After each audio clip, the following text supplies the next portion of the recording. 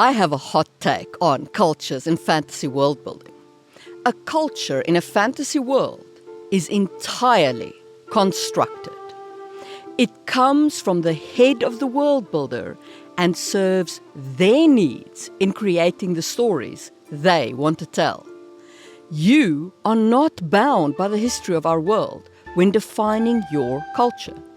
As the world builder, you choose what to include, and everything in your culture should serve your story or campaign world. The norms you include should introduce philosophical stakes that add tension to the tales you wish to tell. This is the thesis I will define and defend in today's video. Welcome to another episode of Just in Time World Building with your host, Marie Mullaney.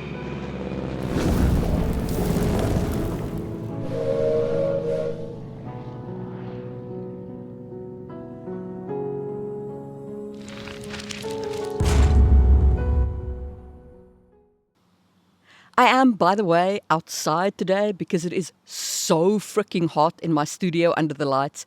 I just couldn't stand the idea of filming, so I'm just shooting this video in my garden. That's why we're outside today. Before we dive into how cultural norms drive the thematic elements and philosophical stakes of your story, we first need to understand what cultural norms actually are. Cultural norms lie at the heart of society. They refer to shared beliefs and values and behavior that support these values within a given society. These norms are the unspoken rules transmitted through conformity, internalization, and socialization. There are 4 types of cultural norms. The first is laws. These are formal rules that govern groups of people and the behavior allowed within that group. Breaking the law results in consequences. And for more on this topic, check out my video on law in fantasy worlds. The second type of norm is folkways. These are customs or conventions that give people expectations for behavior in specific situations. They are not morally significant and do not determine legal from illegal behavior. For example, in an Ethiopian coffee ceremony, guests are expected to eat salty popcorn while drinking coffee and conversing, while in a Japanese tea ceremony, meditation before drinking tea is customary.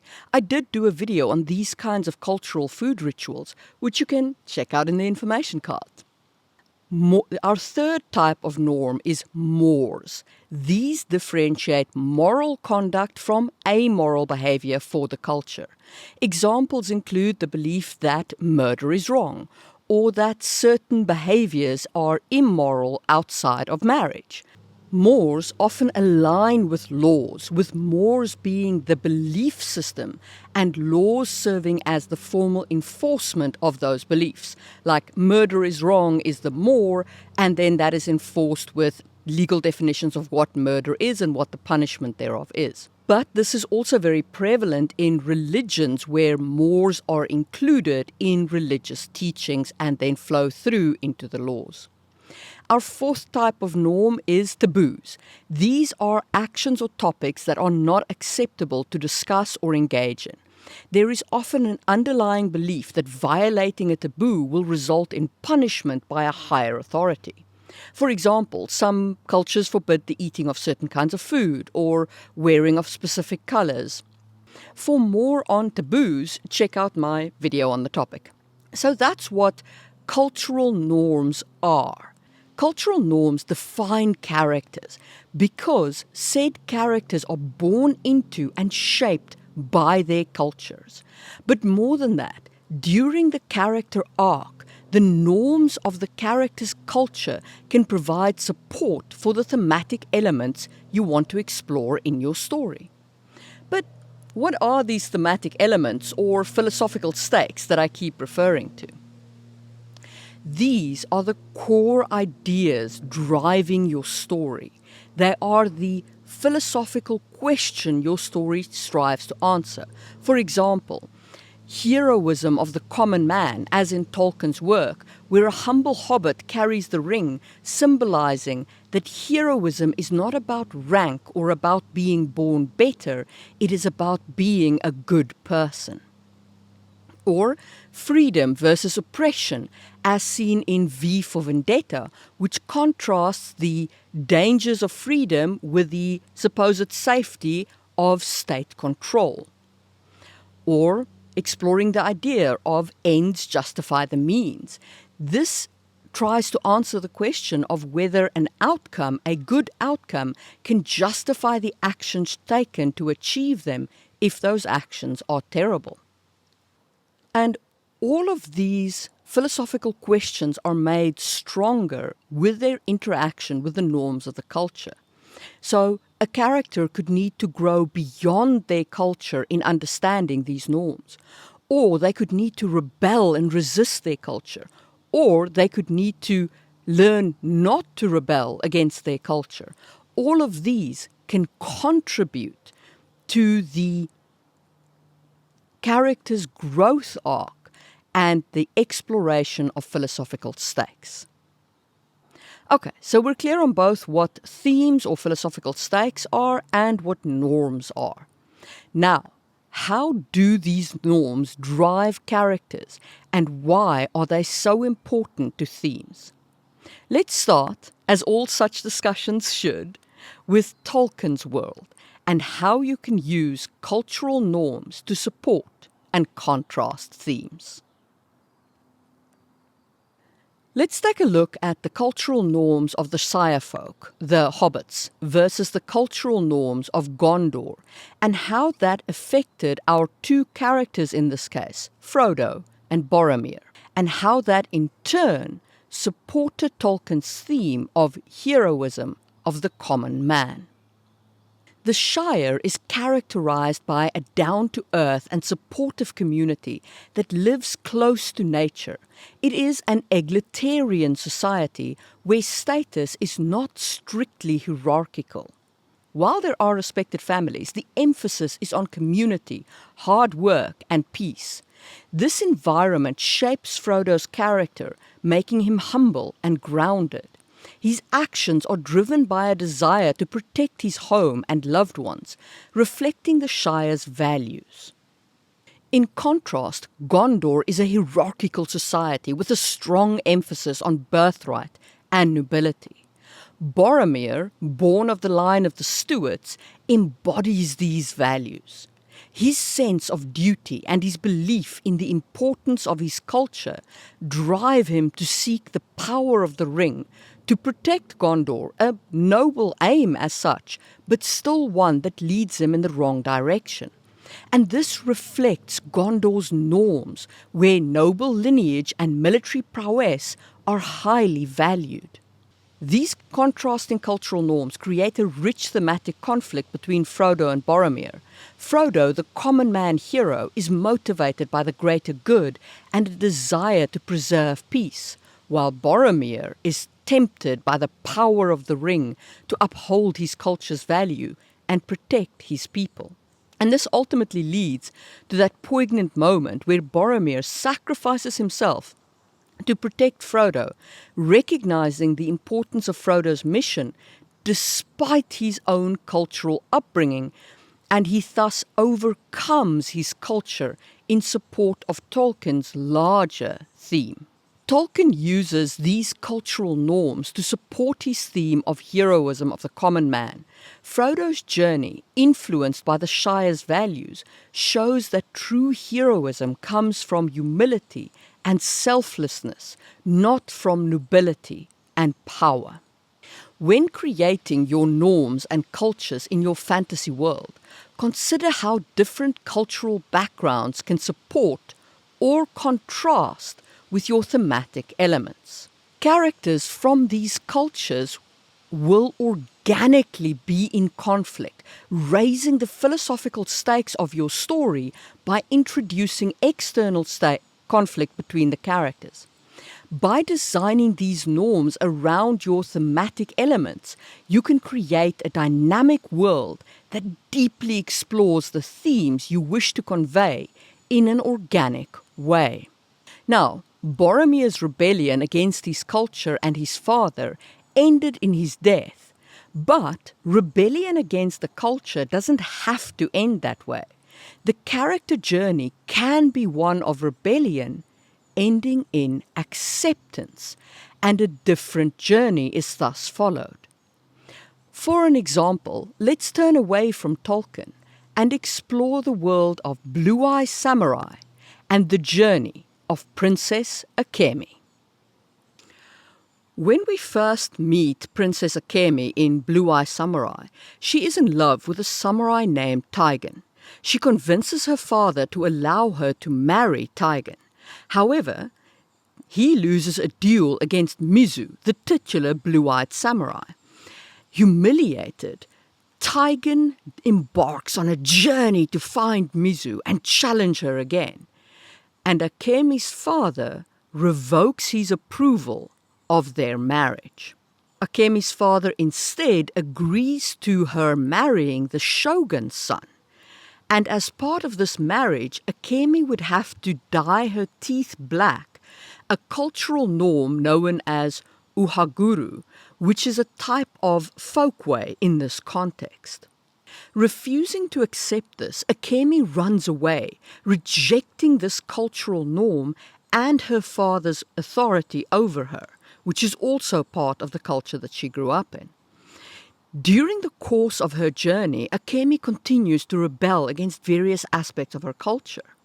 However, Mizu ultimately betrays Akemi into captivity, and she is returned to her father's control in episode 5, which is possibly the best episode in Blue-Eye Samurai.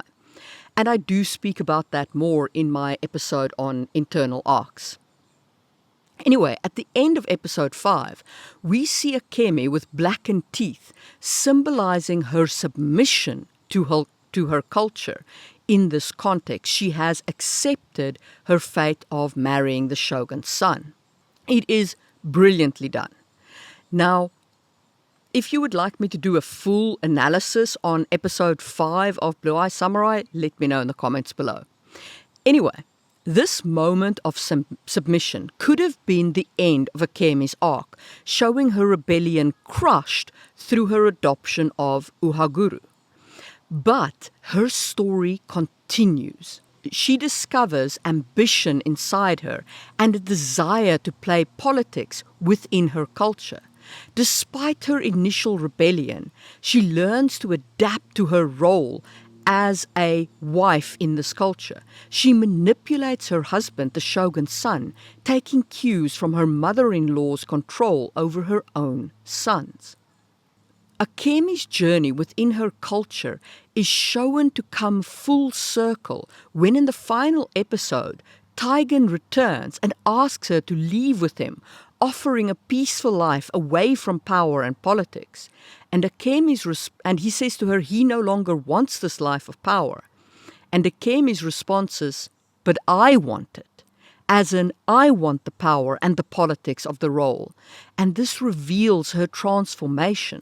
She has evolved from a rebel to someone who not only accepts her cultural norms, but uses them to gain power, uses the restrictive norms of her culture to fulfill her own ambition.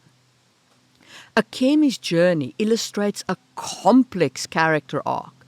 It starts in rebellion, where she initially rejects cultural norms of marrying as her father wants her to marry, and attempting to escape her culture and find her own love in the world. She is forced into submission, back into her culture and into engagement with the shogun's son, symbolized by her blackening her teeth.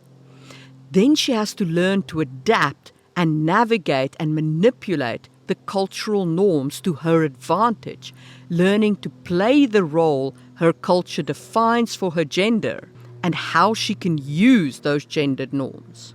Ultimately, Akemi embraces and uses her cultural position to wield power as the conclusion of her arc. This arc demonstrates how cultural norms can shape a character's journey from causing rebellion to adaptation and eventual acceptance, aligning with and subverting the expectations of the character's society. It also shows how you can use the folkways of the culture's norms to emphasize to the viewer or the reader the character's journey, like with Akemi's blackened teeth showing the journey of her character arc. So, when creating your fantasy cultures, consider how cultural norms can drive and emphasize character arcs. Characters can rebel against cultural norms, creating conflict and growth. They can submit to cultural norms, showing the power of societal pressures. They can adapt and find ways to navigate and manipulate these norms. And they can embrace their cultural norms, using them to achieve their goals despite subverting them. By designing your cultural norms with such growth arcs in mind, you can create rich, multifaceted characters whose journeys resonate with the themes you wish to explore. But you don't need to subvert your cultural norms in order to have such a growth arc. Let us return to Tolkien and explore another rebellious character, that of Pippin, or Peregrine Took. When we meet Pippin in The Lord of the Rings, he is opposed to the cultural norm of staying at home and avoiding adventure that is common in the Shire folk. Unlike Frodo, who is driven by the responsibility of the ring, and Sam, who is motivated by his loyalty to Frodo, Pippin is driven purely by his love for adventure, a very un-Hobbit-like attitude. And along with his cousin Merry, Pippin forces his way onto the journey that Frodo and Sam are taking. Throughout the adventure, Pippin encounters many other cultures and is thus able to contrast them with his own. Eventually, he becomes part of Gondorian society, leading to that fantastic scene in the movie where Denethor eats tomatoes while Pippin sings, juxtaposed with Faramir's dire situation on the battlefield. This scene contrasts the small hobbit from the egalitarian culture where they elect their leader with a hierarchical society that emphasizes heredity. He is thrust into a role his societal norms have not prepared him for in the least. Eventually, Pippin returns to the Shire to cleanse the last of the orcs and goblins from it. In due course, he actually takes on a role in the Shire that is a military ruler, Thane of the Shire, or Sire Thane.